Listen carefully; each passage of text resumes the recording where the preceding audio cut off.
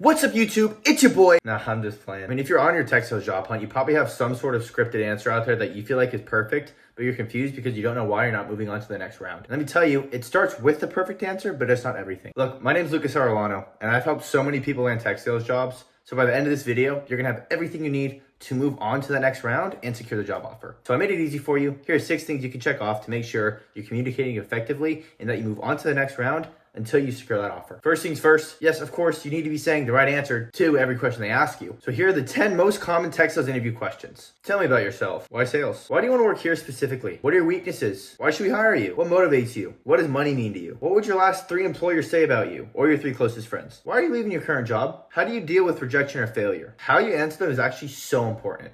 It's not just what you say, as I mentioned, but it's really how you say it, because it's the hiring manager's job to read through the lines and see if you're lying. Trust me when I say this, you're not the only one telling the hiring manager, I'm gonna outwork everyone. So you need to be the only one that says it and they truly believe it. How do I do that? Well, here's how you formulate the perfect tech sales answers to make them sound believable. The first part of your answer, you should highlight a trait. The second part of your answer is telling a true story that points to you having that trait. And the third part is explaining how that trait is gonna make you succeed in the role. If you don't know what traits it takes to be a high-performing tech sales BDR, you need to be good at dealing with rejection, extremely motivated, money hungry, coachable, humble, cooperative, and good at receiving criticism. To memorize these 3 steps, I always teach people to use ACTS as an acronym. It's answer the question, X is give them an example, and E is explain how that story will help you succeed on the job. The third tip, you need to come more prepared than anyone. This is really the best opportunity for you to separate yourself from others who are also saying the right interview questions and answers and saying them believably. If you really care about the job, you're gonna prove it by putting in tons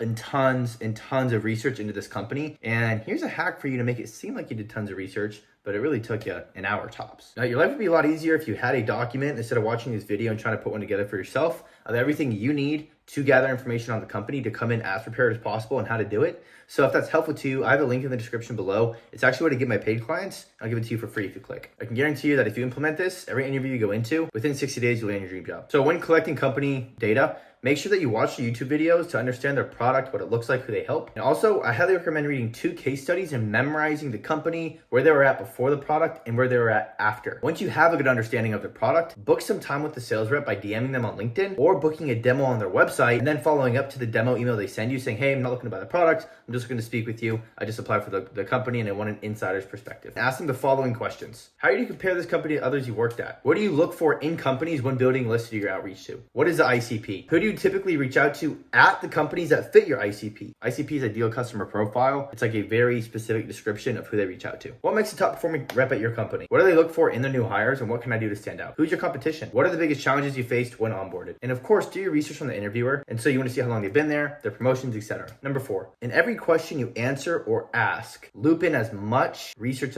as you've done just to show off, right? So if they ask you, why do you want to work here? Show off. Lead with how much you know about the product and how much you're in love with it, because to sell a product successfully, you have to believe in it. So show them your research there. And then mention that you spoke with sales reps and that you love the culture and like highlight a couple things that they mentioned in the interview you had with them. Another example, instead of asking at the end of the interview, why do you like working here? Say, hey, I saw that you worked at Google for about 2 years and here for about a year and you got promoted twice. How do you compare this environment to your previous environments and what keeps you here? Number 5, here's how to recite scripted interview answers to make them sound naturally. You want to use the structure I pointed to earlier, ACTS, right, to type out your interview answers. So type it out word for word of the perfect answer to the most common interview questions.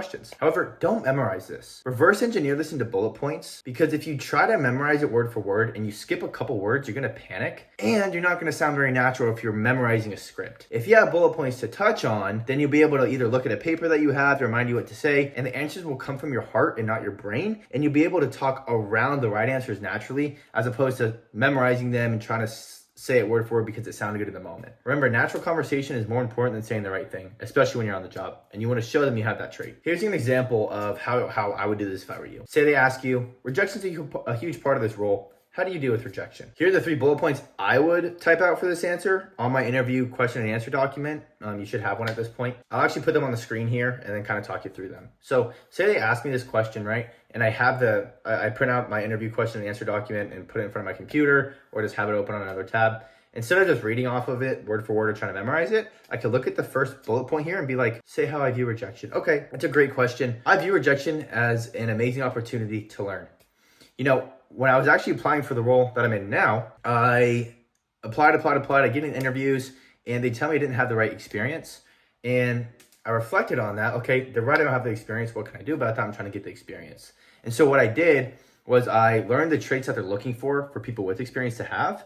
And I learned how to portray that and implemented that. And now I'm in the role I am today. So how does that apply to me now? If I get rejected on a cold call, they're probably not going to tell me why they hung up on me, but I'll be able to reflect on it, seek outside help. And then the more cold calls I make, the more rejections I'll make, and the faster I'll learn, the faster I'll succeed at your company. And last but not least, show emotions in your answers. When you're talking about pain, show the pain that you're talking about. I didn't do the best job of doing this when I was reciting the last answer I was telling you, but here's a bad example of reciting an interview answer where you're reflecting pain but didn't show it. Yeah, when I was applying for this job, I faced a lot of rejection and it sucked. As opposed to when I was applying for the job I'm in now, I had so much rejection, it was terrible. You saw the inflections in my voice, you can kind of see the pain. And then when you talk about the excitement of their company, so when they say, why should we hire you? You say, look, I love your product. I spent so many hours researching this. I've read so many case studies, and I truly believe you can't argue the benefit of you increasing this company's revenue by X%. On top of that, their culture is amazing. Where I work is so important. You get the gist. I'm super excited. I'm overly animated. As I mentioned, you guys, if you want the company research document, I give my paid clients. Click the link in the description. It will help you out immensely. And look, tech sales is a really hard industry to break in because there's so much competition. But follow these steps, research the company, know what to say when they ask you questions, and you'll land a job in no time. Thanks for watching. See you on the next one.